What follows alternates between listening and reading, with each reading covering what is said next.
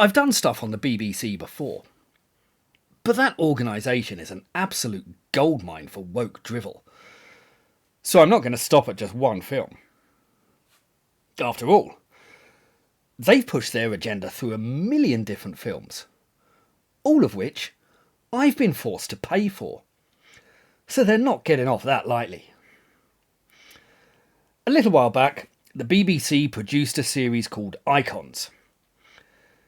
This series aimed to identify the greatest figures of the 20th century by dividing them into several categories: artists and writers, sports stars, entertainers, scientists, explorers, activists, and leaders. But in reality, it was just used as a thinly veiled excuse to push the BBC's agenda.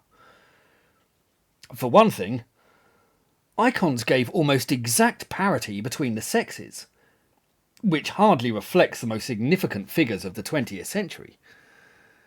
So it reeks of forced tokenism rather than honest analysis. And from that point on, it proceeded in entirely predictable fashion to relentlessly hammer home its usual narrative. The Sporting Stars episode focused on class divisions, disability, Islam, and equality. True sporting achievement seemed almost incidental, and their analysis set aside a disproportionate section for the gimmicky battle of the sexes won by Billie Jean King. But they neglected to mention the fact that the match was between the undisputed best woman player in the world, who had just won 5 Grand Slams in a row, and a man who was approaching 60 years of age. They also neglected to mention Bobby Riggs' defeat of Margaret Court, the most successful woman player ever, the thumping that Jimmy Connors gave to Martina Navratilova, despite playing with numerous handicaps, or the time that the impossibly obscure Karsten Brasch, ranked 203 in the world, thrashed both Williams sisters in an afternoon, because they don't fit the narrative. The scientist segment was dominated by discussion of homosexuality and feminism, while the performers episode focused on class issues, racism, feminism, and gender identity, with only cursory attention given to the actual films and songs of Monroe, Bowie, Chaplin, and Billie Holiday. Most of us just want to listen to Starman or watch Some Like It Hot, and don't give a damn about the rest. But the BBC just can't stop going on about their pet issues. This was apparent from the markedly different treatment given to Alfred Hitchcock and Virginia Woolf.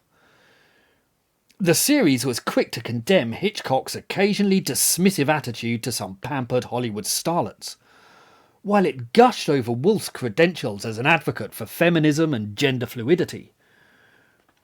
But it carefully omitted any mention of Woolf's rabid anti-Semitism, her revulsion for the poor, or her desire to cull the disabled. Because you can sneer at a white privileged male, but don't point out the flaws in a feminist icon, for God's sake. Just 3 months after this drivel, the BBC treated us to Novels That Shaped Our World. Now, did that focus on literary excellence? Did it hell. The 3-part series was divided along predictable lines. Episode 1, Issues of Gender, Feminism and Misogyny. Episode 2, Race and Colonialism. Episode 3, Class Conflict.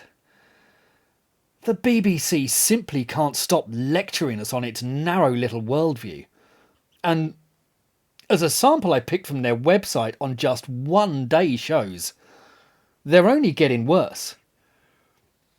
I even deliberately omitted all the BBC's programmes on the natural world from this list, because that would be another 50 documentaries, all relentlessly cudgelling us over the head about the climate catastrophe. Now look, I'm not averse to these topics being discussed, They're all worthy of airtime, and they're valuable subjects for investigation. The issue at hand is the sheer weight given to the obsessions of woke identity politics to the exclusion of almost anything else. On a broadcaster that has a legal obligation to cover a range of topics relevant to the entire population who are bullied into financing them. A legal obligation they have spent decades ignoring while dismissing all complaints about their bullying propaganda. It's also very interesting how they focus on quite specific areas. And this is a common issue on those who claim to advance issues on race and immigration. Because, as you may notice here, there are an awful lot of programs on black culture and issues affecting the black community. There are a handful on Asians, and there's no room at all for anything else. And this is a common feature among those who hope to increase representation of allegedly minority and marginalised communities. I recently did a survey on advertising which highlighted the same pattern. Black people constitute 3% of the United Kingdom, but they feature as prominent roles in 94% of adverts. So when people argue that they're not being fairly represented, well, that's a lie. But it's even more interesting if we look beyond that example. Because Asian Britons make up 6% of the population. They are twice as populous as the black community. Yet they only feature in just 2% of adverts. And it gets worse. Because the biggest immigrant community in Britain comes from Poland. And what percentage of adverts do they get represented in? It's 0. Exactly the same percentage that the BBC gives them. And the same is true of Britain's sizable Chinese population. Another diverse group who get no representation or adverts on the BBC at all. And it's also true of Jews, the Irish, and numerous other ethnic groups. We have the same thing with Black History Month. Because there's no Chinese History Month, no Polish History Month, no Asian or Indian History Month, no Irish History Month, no Spanish History Month, no Russian History Month. In fact, none of those other communities even get a History Day. Or an hour. Jews do get a single day, but that usually passes by without comment. While Black History Month is wall-to-wall coverage. And if you think black people have historically suffered more than Poles, the Irish, the Russians, or Jews, then you don't know anything about history. I've noticed this same phenomenon in my hometown, with a number of murals springing up recently. Black people make up just 6% of my hometown, but they make up over 92% of all the representation on those murals. Asian people make up nearly 10% of my hometown. Their representation on those murals? Just 2%. And of course, our biggest immigrant community is from Poland. Their representation? It's 0. The same is true of our large communities from China and Nepal. Very populous, and a welcome addition to our community, but not welcome on any of our murals. Now look, I'm not bothered by this. I'm not angry. I just find it curious. And I'd like to quiz the people responsible for this. Those who are continually pushing this agenda.